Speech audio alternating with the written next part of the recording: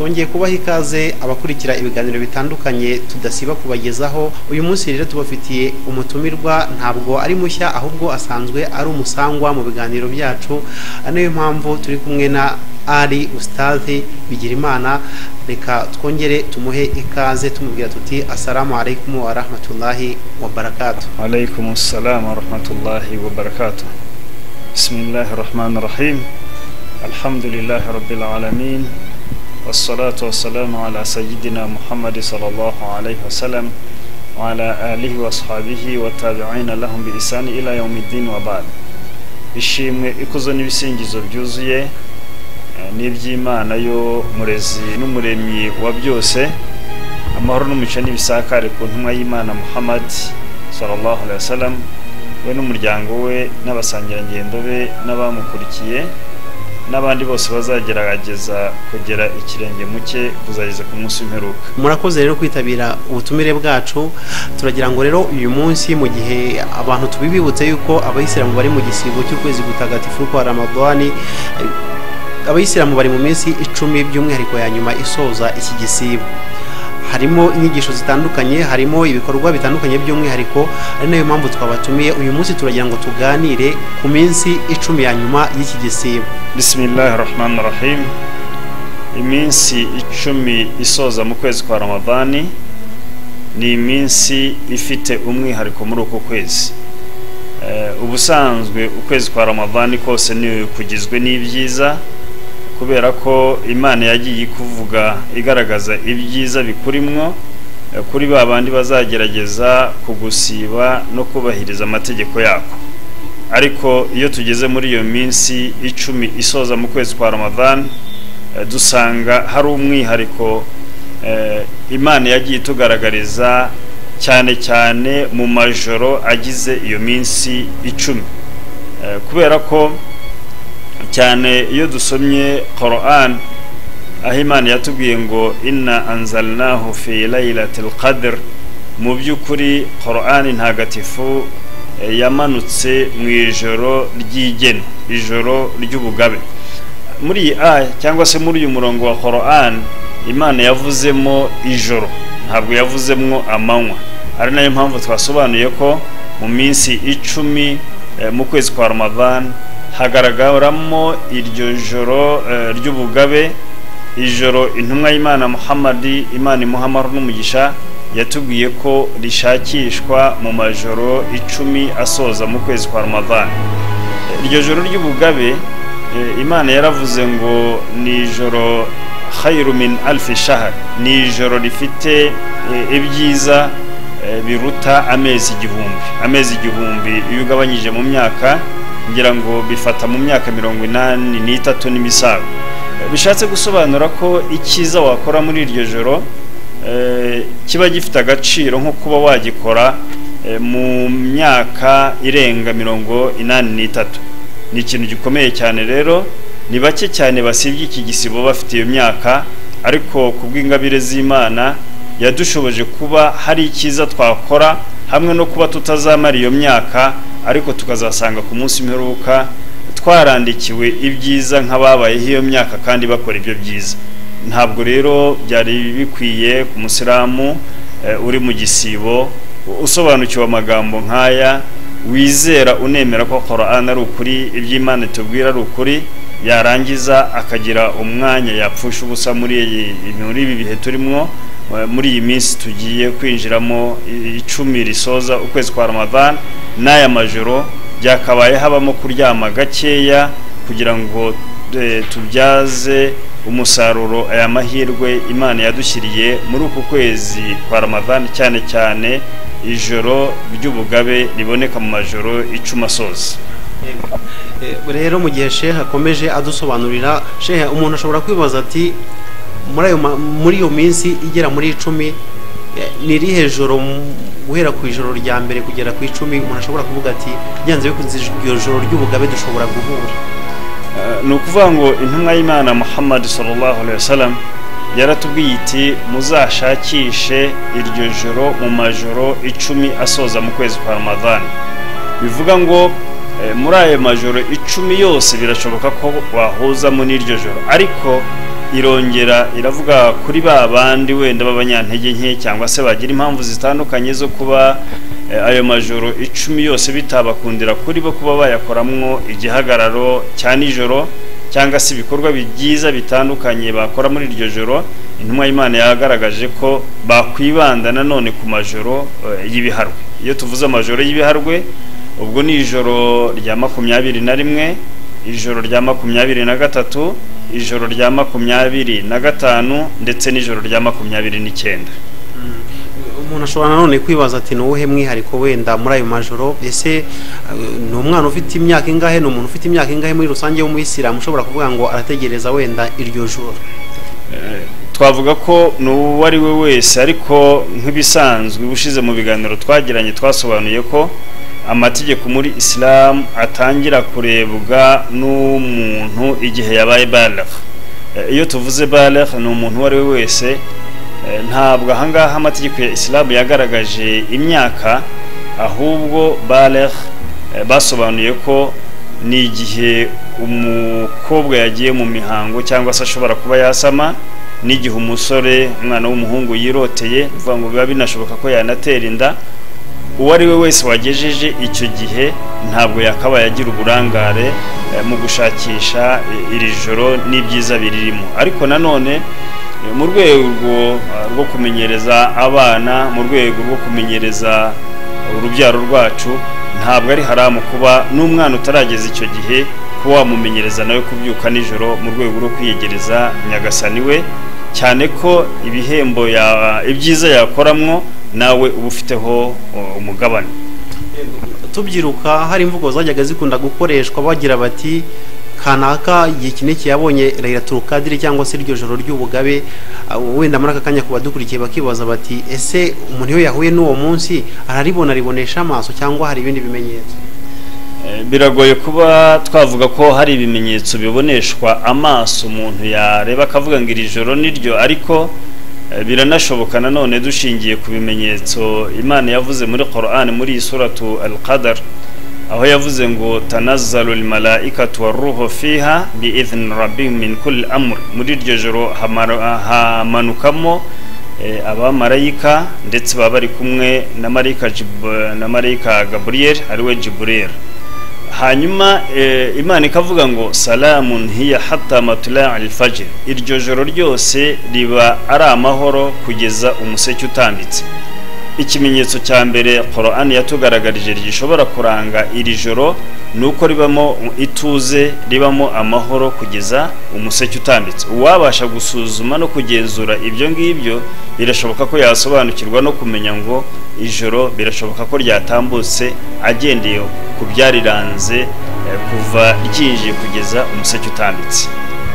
Kuri iki kiganiro umuntu avuze ko kizigiye ntabwo yaba yibeshye, ariko hari abadukurikiye bavuga bati nindebe iki kiganiro nubwo Sheikh yigeze kubivuga atangira, niki cyatumira ijoro mu by'ukuri ndibona ku buryo ntashidikanya ko iyo minsi 10 yanyuma irangiye iryo joro byanze bikunze nararibonye. Icyagutera kudashidikanya twakurikiza cyangwa se twakurikira umuyoboro w'intumwa y'Imana Muhammad sallam kugira ngo utazagira ugushidikanya muri wowe, nuko uhereye ku ijoro rya 21 kugeza ku ijoro rya 29 nta na rimwe ryakabaye rigucika. Nta gushidikanya ko ayo majoro yose uko akurikirana uramutse warayabyutsemo ukayakoramo igihagararo ukayasabamo ubusabe butandukanye, nta gushidikanya ko iryo joro waba wahuye naryo. Iyo tubara mu masaha asanzwe mu by'ukuri umuntu ashobora kuvuga ati guhera nka 2 z'ijoro urumva ko ijoro ryatangiye, wenda kuzamura kugeza nka 9 z'ijoro, hagati aho ngaho biba bikiri nijoro. Hari amasaha yateganyijwe ku buryo twatungira abadukurikiye urutoki ngo uzatangire usenge cyangwa ugire ibyo ukora uri butubwire mu gihe kinini? Imana hari ibimenyetso yadushyiriyeho bigaragaza umunsi. Ibyo bimenyetso ni ijoro ndetse n'amanywa. N'ibi bimenyetso nabyo bigira ikibiranga. Ijoro rirangwa no kuba umuseke utambitse kugera izuba rirenze, ari nacyo gihe dutegekwa. Amanywa arangwa no kuva umuseke utambitse kugera izuba rirenze, burya ni nacyo gihe tutegetswemo gukoramwo igisibo, kwigomwa bya bindi dutegekwa kwigomwa. hanyuma ijoro naryo rikarangwa no kuva izuba rirenze kugeza umuseke utambitse. Bishatse gusobanura ngo ijoro muri Islam, mu mategeko ya Islam, ntabwo ritangira saa 6 z'ijoro nk'uko bimenyerewe mu kubara iminsi mu yandi madini, ahubwo ijoro muri Islam ritangirana nuko izuba rirenze rikarangirana nuko umuseke utambitse. Bivuze ngo mu gushakisha iryo joro no mu kurikoramwe ibyiza waritangirana n'izuba rirenze hanyuma kugeza umuseke utambitse. Ibyo ukabikora muri ya minsi twavuze uhereye ku ijoro rya 21 ndetse kuzageza ku ijoro rya 29 bucya ari rayiti.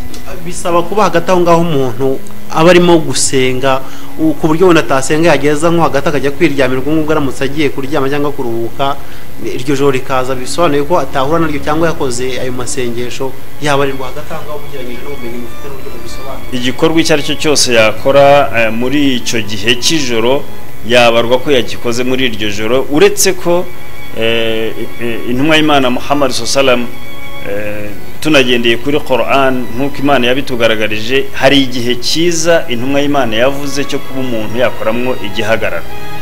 Bivuze ngo umuntu aramutse akoze igihagararo nyuma y'isengesho rya nijoro dukunze gukora saa 1:15 kugera wenda saa 5 saa 3 gutyo abantu bajya kuryama, undi akaza kubyuka mu gice cya gatatu cy'ijoro, nukuvuga ngo uwabyutse mu gice cya gatatu gisoza ijoro bifite agaciro kurenza uyu nguyu wakoze igihagararo ijoro rigitangira.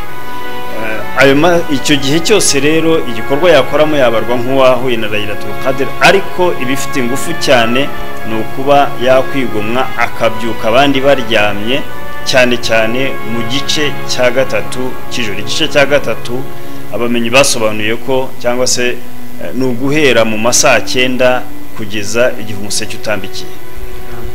Hari abadukurikiye bafite mu by'ukuri imyemerere itandukanye, abatari abayisilamu barabizi yuko abayisilamu ku isi hose bari mu gisibo, yewe hari n'uwakumviza inyigisho akavuga ati nanjye iryo joro nzaribona. Umuntu atarasibye yewe atafite n'imyemerere ya kisilamu atari umuyisilamu, ariko akaba amaje gusobanukirwa izi nyigisho akavuga ati nanjye iri joro nzarishakije sinsenge mu cyarabo ariko ntakambira Imana muri ya masaha twumvaga bigisha.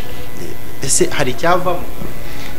Iri joro tusobanura tunigisha abantu, tunashishikariza abantu kurishakamo ibyiza, rifite umwihariko, ariko umwihariko waryo ni kuri babandi bari mu gisibo bivuga ngo n'abayisilamu gusa, ntibirebwa n'umuyisilamu wasibye cyangwa utarasibye. Aha ndavuga utarasibye ariko afite impamvu zimubuza kuba yasiba, kubera ko hari impamvu zemewe nkuko twabivuze mu kiganiro gishize. Ushobora kuba urwaye, ushobora kuba uri ku rugendo, ushobora kuba uri umusaza ushaje cyane, uri umukecuru, ushobora kuba utwite, ushobora kuba wonsa. Izo ni impamvu zemewe kuba umuntu azifite yarya ku manywa y'igisibo ntabarwe ko yakoze icyaha, ariko kurya byo nta mpamvu, icyo ni icyaha. Aha rero turavuga ku muntu wenda ufite izi mpamvu zemewe, ashobora kuba atarasibye, ntabwo byamubuza kuba yashakisha ibyiza by'iri joro kandi akabibona, akazabona n'inyungu n'ingororano yabyo. Ariko ku muntu utari umusilamu we, uwo byamusaba ko yabanza kuba umusilamu, kubera ko Quran n'amategeko y'Imana burya ni umwihariko ku bayemera. Yego shehe, muri hanganira ibibazo rimwe twakwita ngo ni by'amatsiko. Hari nk'umuntu udukurikiye avuga ati se iryo joro ryabonywe nande mu gihe isi yigeze iremwa, ku buryo hari n'ubuhamya bwagiye butangwa? Ubusanzwe ubumenyi bwose bugira inkomoko. Burya iyo ugiye kureba abantu biga imibare ifite aho ikomoka, iyo ugiye kureba biga geography ifite aho ikomoka, iyo ugiye kureba biga ubumenyi bwose abantu b'isi bagenda bafite butandukanye cyangwa se biga butandukanye bugira inkomoko. N'ubumenyi rero bw'iyobokamana nta yindi nkomoko yabwo uretse ko ari ku Mana. Niba twemera Imana tukaba twiga n'ubumenyi bwo kuyisobanukirwa, nta handi dushobora kubuvana uretse kuri iyo uretse ku Mana, kubera ko niyo mumenyi w'ikirenga. iryo joro rero kurisobanukirwa ntabwo ari ahandi turikura, ntabwo ari ukurirota, ahubwo nuko Imana yari duhishuriye mu gitabo cyayo, iratubwira ngo mu gisibo cy'ukwezi kwa Ramadhan igihe iki niki habamo ijoro riniri, mukoramo ibyiza ibi nibi, uzarikoramo ibyiza azabona ingororanizi nizi. Tubyemera dushingiye aho ngaho, kubera ko Quran niyo tuvomamo ubumenyi butuganisha mu kuyoboka Imana. Imana rero niho yaduhishuriye iby'iryo joro mu gitabo cyayo cya Quran. Dusa nkaho dusoza mu rwego rwo gusobanukirwa bya byiza mwigeze guheraho, wagize amahirwe yo guhura cyangwa kubona iri joro ahabwa n'Imana. Mwongere mwibutse abadukurikiye mu by'ukuri ibyo byiza n'uburyo ki igihe runaka bimara. Navuga ko ubundi ibyiza wakora mu ijoro rya Laylatul Qadr, muri iryo joro ry'ubugabe, ijoro ry'igeno nkuko Imana yaryise, no kuvuga ngo agaciro kabyo twakavuze ko ni igihe ibyiza wakora mu bifite agaciro nkuko wabikora mu gihe kirengeje amezi 1000. Ariko nongeye kwibutsa abo turi kumwe muri iki kiganiro nuko intumwa y'Imana Muhammad, amahoro n'umugisha by'Imana bimusakareho, iyo yagezaga mu kwezi kwa Ramadhan, intumwa y'Imana yakazaga igikoyi cyayo. No kuvuga igikoyi ni umwambaro yambaraga, bivuga ngo yarafungaga cyane kugira ngo agire imbaraga zo gukora ibihagararo bya nijoro akora amasengesho. Hanyuma muri uko gukaza igikoyi cyayo igakoramo i'tikafu. Ahangaha naboneraho n'umwanya wo kwibutsa abayisilamu ko iki gihe turimo ari cyo gihe intumwa y'Imana yakundaga cyane gukoramo i'tikafu. I'tikafu ni uburyo bwo gukora amasengesho umuntu yiherereye cyangwa se ari mu musigiti, nubwo i'tikafu byemewe kuba yakorerwa handi hatari mu musigiti. Ariko intumwa y'Imana iyo byageraga muri iyi minsi 10 isoza mu kwezi kwa Ramadhan, yafataga urugendo ikajya mu musigiti, cyangwa se yigomwaga kuba iwe mu rugo akajya mu musigiti agiye kugira ngo akoreramwo amasengesho atandukanye, na rya joro niriza rizamusange mu musigiti. Burya ushobora kuba uri iwawe ukaba ufite n'umugambi mwiza wo kuvuga uti zagerageza ibishoboka iri joro ntirizancika, nyamara hakaza kubaho impamvu zaba ziguturutseho cyangwa se zitaguturutseho zatuma hari ijoro rimwe rishobora kuba ryagucika. Ariko iyo wiyemeje uti aya majoro ngiye kuyabamo mu musigiti, iyi minsi 10 ngiye kuyimara ndi mu musigiti, bizagufasha kuba nta kindi cyakurangaza ngo ube wateshuka ku ntego yawe wiyemeje yo gushakisha ibyiza bigaragaza muri iri joro risoza cyangwa se rigaragara mu majoro 10 asoza y'ukwezi kwa Ramadhan. Iyo migisha no kuvuga ngo intumwa y'Imana Muhammad sallallahu alaihi wasallam yaravuze ngo man qama laylatul qadr imanan wa ihtisaban ghufira lahu ma taqaddama min dhanbihi. Intumwa y'Imana iti umuntu uzakora igihagararo cya Laylatul Qadr, igihagararo cy'iryo joro ry'ubugabe, asenga afite ukwemera Imana nyako no kwiringira Imana kwa nyako, intumwa y'Imana iti uwo nguwo azababarirwa ibyaha azaba yarakoze mbere. Kuvuga ngo ni umugisha, ni ikintu gikomeye cyane kuba warara ijoro rimwe hanyuma rikarangira umeze nk'umwana wavutse. Ni ikintu gikomeye buri wari we wese aramutse asobanukiwe agaciro kacyo. Nizera ko muri aya majoro 10 nta waryama, kubera ko kubabarirwa icyaha burya bifite agaciro gakomeye. Nonaha utamenya utasobanukirwa neza keretse ubanje gusobanukirwa ingorane n'ibyago ku munyabyaha azahura nabyo haba hano ku isi n'ejo hazaza ku munsi w'imperuka. Sheikh, reka tubashimire rero dusoza, umuyisilamu cyangwa umuyisilamukazi abandi badukurikira mu bagenera ubutumwa. Ubutumwa twaha abayisilamukazi bagerageza bazakurikira iki kiganiro bakagira amahirwe yo kucyumva tukiri muri uku kwezi kwa Ramadhan, kuko birashoboka ko hari n'abazakibona cyangwa se bakacyumva twaravuye muri uku kwezi kwa Ramadhan.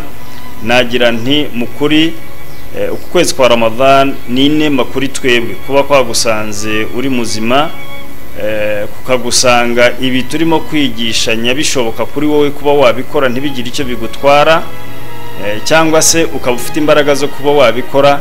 Ni igihombo gikomeye cyane kuba wacikwa n'ibi byiza. Intumwa y'Imana Muhammad, amahoro n'umugisha by'Imana bimusakareho, mu bantu batatu yavuze bazahura n'igihombo cyangwa se bafite igihombo hano ku isi, ni umuntu igisibo cy'ukwezi kwa Ramadan kizasanga hanyuma kikarangira atababariwe ibyaha bye. Dukora ibishoboka rero byose kugira ngo turangize iki gisibo tubabariwe ibyaha byacu. Muri byo tuzirikane ko ijoro rya Laylatul Qadr intumwa y'Imana yavuze ko uzarikoramwo igihagararo afite ukwemera Imana kwa nyako no kuyiringira azababarirwa ibyaha azaba yarakoze mbere. Ubutumwa natanga n'ubwo ngubwo kugira ngo buri wese aharanire kuba yasohoka muri iki gisibo cy'ukwezi kwa Ramadan yarababariwe ibyaha bye kandi anirinde kuba yazongera kubisubiramo. Assalamu alaikum wa rahmatullahi wa barakatuh. Wa alaikum assalam wa rahmatullahi wa barakatuh.